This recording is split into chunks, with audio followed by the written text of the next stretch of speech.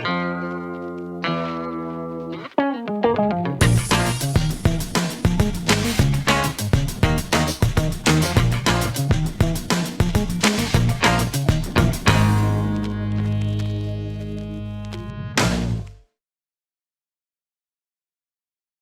guys, Sam here, and welcome to another review, and another one where you just see this rather than my real face. Well, for the most part. Well, okay, here's the thing. When you are doing college classes, have a roommate, and very limited time to yourself to record your lines, you gotta make the most of it. So, that's my reasoning for all of this. If you're able to accept it, great. If you can't, then what are you still doing here? Go! Be free! The cab-wearing Neanderthal demands it! Okay. Now, with that out of the way, let's review another episode from Declassified School Survival Guide. I know I've already reviewed an episode from the show, but I figured I could do another one because A, I haven't really talked about the show a lot in all my years on YouTube, and B, it's my channel and I can do what I want with it, so suck it! Disclaimer. You know what? Fuck the disclaimer. I'm standing by it. Suck it!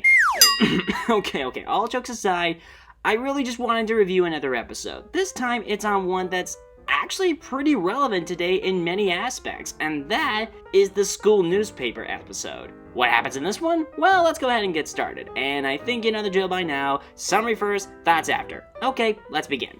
Well, we get the return of Mr. Monroe, the life science and health teacher. He was actually gone for a year because he was living with the penguins. Oh no, please don't tell me that he lived there like how tourists are when they go to Antarctica. Okay, sorry, I'll try to not make this political. Talking politics on internet is pretty much a death sentence. Anyway, Monroe is back to being a teacher again, while also restarting the school newspaper, The Howler.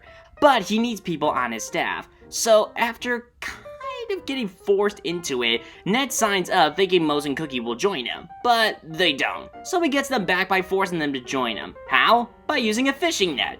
Yeah, again, it's that kind of show. At one point, Cookie gets cornered by his rival Evelyn Kwong and gets asked out on a date. Yeah, there was a period of time in the last season where Evelyn was crazy about him. So Ned covers for Cookie by saying that he's working on the newspaper, and Cookie says that he'll be working on horoscopes. This does get Evelyn off her back, but he later falls victim to Ned's persuasion. Now, I want you guys to remember the part where Cookie tells Evelyn that he's a horoscope writer. It'll come back into play later. We also find out that some guy from the school board named Mr. Burton has stopped by to check things out at the school. Not only is he in charge of all the school's money, but he's also planning on some new addition to the school. Because of all that, it leads to the always strict Vice Principal Krubbs to become even more strict just to impress him.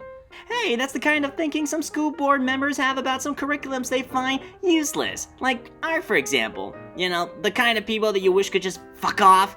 Hell, even Big Name in an arc showing how idiotic these people are. God, I love that comic strip. Can't wait for the TV show. Anyway, the Howler tries to come up with a groundbreaking story, but it seems that all they've got is a story about Mr. Sweeney getting a new hamster. But Monroe tells them that a bunch of kids have gotten sick and no one knows why. So they get the big scoop from the lunch lady, which gets them their big headline, and the Howler becomes a hit.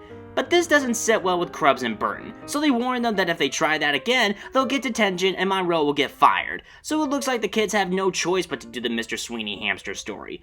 But then, Ned and Mose get a secret letter from someone to meet him in the gym for the biggest story yet. They go there and meet Deep Wolf, who gives them a file that details the maintenance budget. But unfortunately, it gets discovered by Krubbs and Burton and gets shredded. So they meet up with Deep Wolf again later, and we find out that it's really Monroe. Yeah, not exactly that shocking really, but whatever. Anyway, he tells Ned and Mose that there is a report stating that the certain repairs to the school, like the falling ceiling tiles that was mentioned by Gordy earlier in the episode, were supposed to be paid for, but it never was done. That leaves $20,000 unaccounted for. So, what's the Howler gonna do about it? Ooh, this is a story that is so relevant today. So many political... Sorry. No politics. No matter how hard it is to not talk about it. So, the staff have a choice. Run the hamster story and kiss up to the higher-ups, or run the tile story and get busted for getting the truth out. And, after much thought, they run the tile story. So, it seems all fine and good, right? Well, it is, until Monroe finds out his face is on the cover. Turns out he was supposed to be an unnamed source for all the facts, but his face got put in there by Mr. Basketball himself, Seth, because... The other one was so dark. That was the point!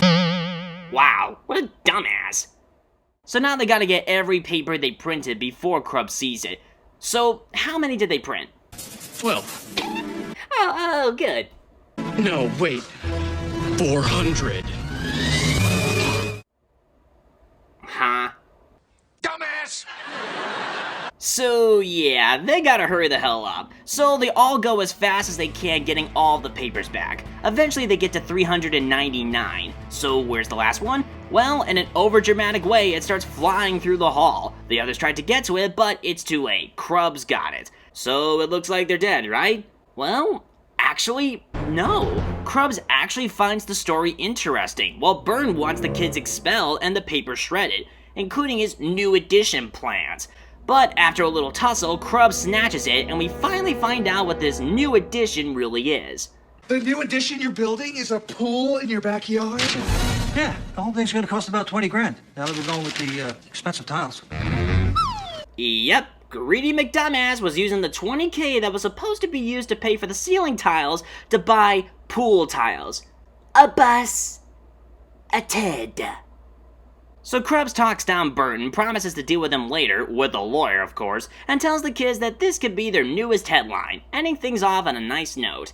Son, you don't have bad luck. The reason that bad things happen to you is because you're a dumbass.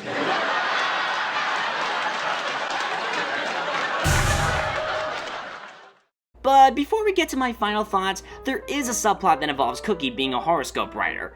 At first, some of the stuff he comes up with are pretty funny, like telling all the Geminis to hop to class and telling the Leos to beat up Loomer the bully. Oh crap, I'm a Leo. Well, I guess the broom will have to do. But as you'd expect, Cookie starts to take advantage of being the anonymous horoscope writer by telling everyone, Leo, Gemini, Cancer, Aries, etc., to bring him a gift. Eventually the kids start to catch on and question who writes these. Well, their answer is given to them by Evelyn. So, Cookie's a dead man. I'm gonna run now.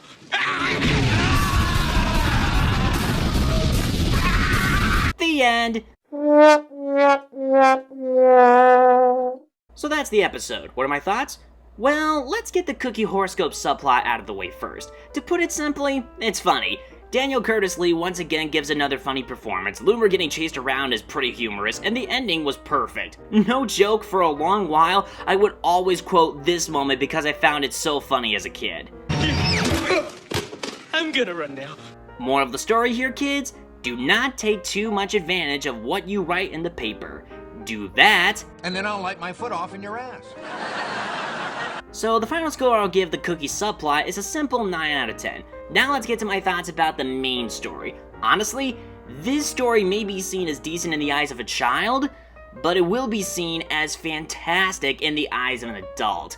Again, I don't mean to be political, but this story, as goofy as it can be, does touch upon a lot of serious issues. Lack of free speech, the importance of journalism, and corporate greed, just to name a few. I really did get invested in this story, and the ending is just so satisfying.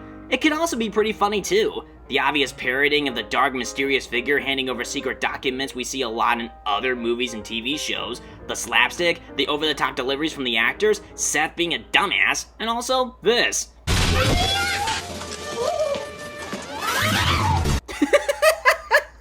I don't know why that makes me laugh, but it just does. The tips about school newspapers are also pretty helpful. The guy playing the bastard bird does a good job making you hate him, and maybe it's just me, but I did actually like how Krubs was handled in this episode. I know that he's always the stern, strict guy who wants order and everything, but I genuinely believe that he was being even tougher on the kids in this episode just because he was trying to impress Burton and get on his good side. But even that wasn't enough, as there's actually a scene where Burton tells Krubs that he doesn't like his suit, takes it off, and shreds it. What a dick!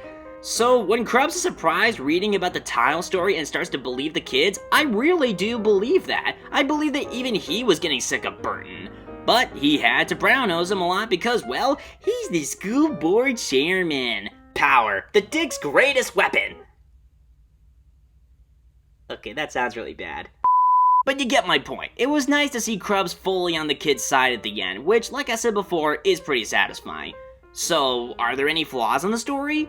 Well, I guess I can point out just one nitpick, and that's set stupidity. Now, here's the thing. I thought it was pretty funny, but I will admit that it was a little irritating, and chances are it might irritate someone else who watches this episode too.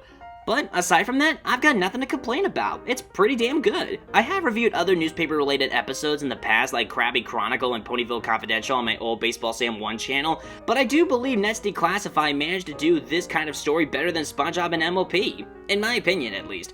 So in conclusion, I love this episode, mostly for the main story, the comedy, and the commentary. So for the main story, I'll give it a 9.5 out of 10. So, a 9 for the subplot, 9.5 for the main story. 9 plus 9.5 equals 18.5. You divide that by 2, and you get 9.25. So yep, the final score for this entire episode is a 9.25 out of 10.